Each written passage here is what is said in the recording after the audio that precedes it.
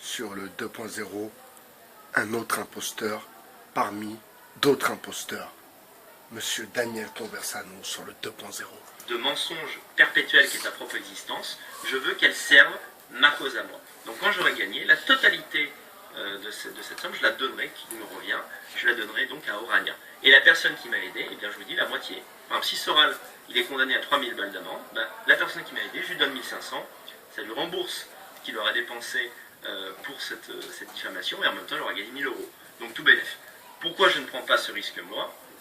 Mais déjà, j'estime que je n'ai pas à prendre un risque alors qu'on m'accuse de quelque chose que je n'ai pas fait, donc je n'ai pas envie de prendre ce risque. Oui, il y a un risque parce que la justice prend son temps. On ne sait jamais avec la justice. Enfin, je vais vous résumer un peu l'individu. Ce monsieur habite en Europe de l'Est, vit du RSA, et apparemment il dit qu'il publie et écrit des livres. Mais son nom, ma foi, dans le milieu littéraire, n'est pas le nom sur lequel on s'étend, si vous voulez. Par contre, toute cette petite clique qu'il y a autour de lui, eh bien, ce sont bel et bien des gens qui n'aiment pas trop la différence, pour ne pas dire de choses qui pourraient me porter préjudice. En l'occurrence, sur cette vidéo, il accuse, il tape, il pointe du doigt M. Alain Soral.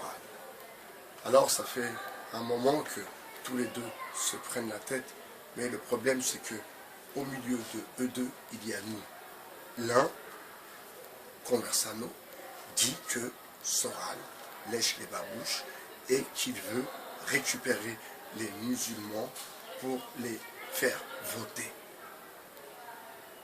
Alors il veut récupérer les musulmans pour les faire voter au Front National. Question sur le 2.0. Alors c'est vrai, j'en ai connu personnellement des rebeux, des renois qui votent Front National. Ce n'étaient pas mes amis, mais j'ai connu des gens qui me disaient ça sans aucune gêne, sans aucune pudeur, pour le coup.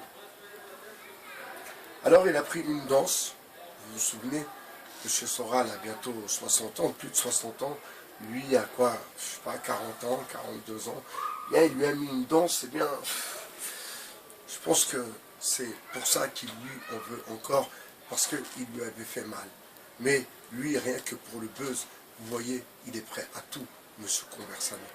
La preuve, regardez, il a des abonnés, il dit qu'il publie et qu'il écrit des livres, et il fait une cagnotte pour payer ses avocats.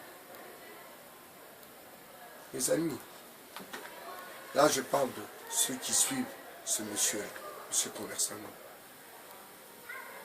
Les blancs, quand je dis blanc, vous comprenez, hein, le français, le bobo, allez, on va dire, le français basique, n'a pas de leader, n'a plus de leader. Sarkozy a un leader, Chirac a un leader, il n'y a plus de leader. Donc, il y a de l'espoir quand des gens, genre d'individus, osent dire les choses et pas ouvertement. Parce que, bien sûr, jamais il ira à Barbès Rochechouart et dira « j'aime pas les Arabes ». Jamais, jamais. Si même il peut éviter le métro à certaines heures, il ne prend pas le métro. Car il a une idéologie de facho. Et il n'est pas le seul. Ainsi que tous ces sbires qui le suivent. Enfin, passons. Revenons à notre cher tueur. Alors, depuis l'attentat, comment peut-on résumer cet acte de barbarie? Vous imaginez le sang partout qu'il doit avoir. Vous imaginez le couteau en céramique qui a tué 3 personnes. Mais vous imaginez, on s'imagine dans Chucky, la poupée. Vous imaginez plein de sang, ça crie, il se bat avec lui. Mais ils veulent faire croire ça à qui?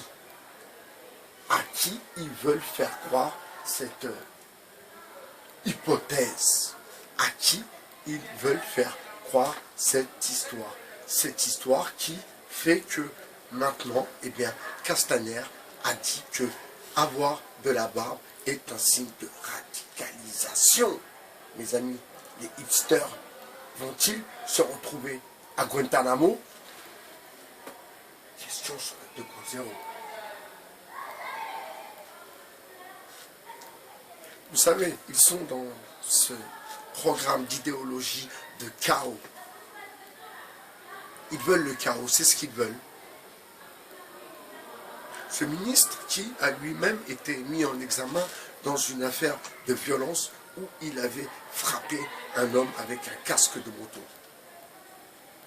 Cet homme étant blessé grièvement. Ce ministre qui était un joueur de poker. Ce ministre qui fréquentait le milieu du sud de la France, Marseille et ses environs. Ce ministre qui, à présent, a les clés de Beauvau et pas de Beauvais. On ne confond pas Angleterre avec pomme de terre, mes amis.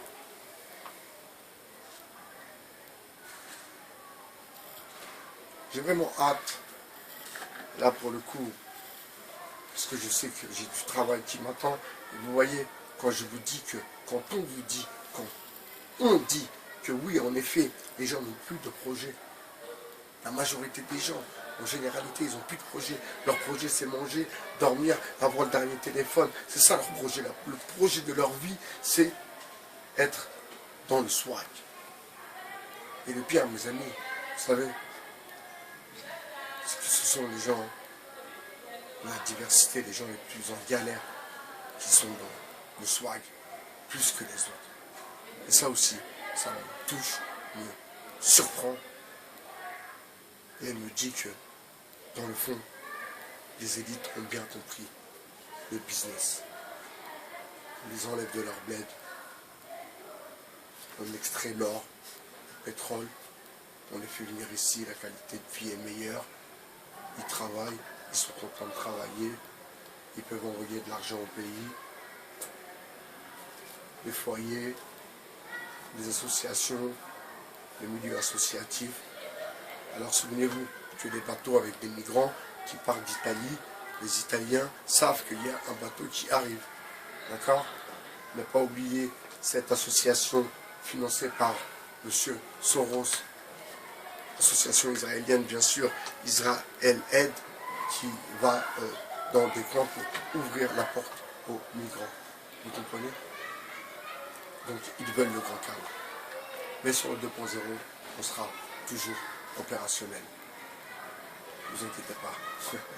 On est ensemble. Je vous souhaite une bonne journée. Sinon, on ne serait pas là à les démasquer si nous verrons rien. Vous comprenez? Je vous dis à très bientôt sur le 2.0. C'était ByBHR, votre philosophe. Ciao.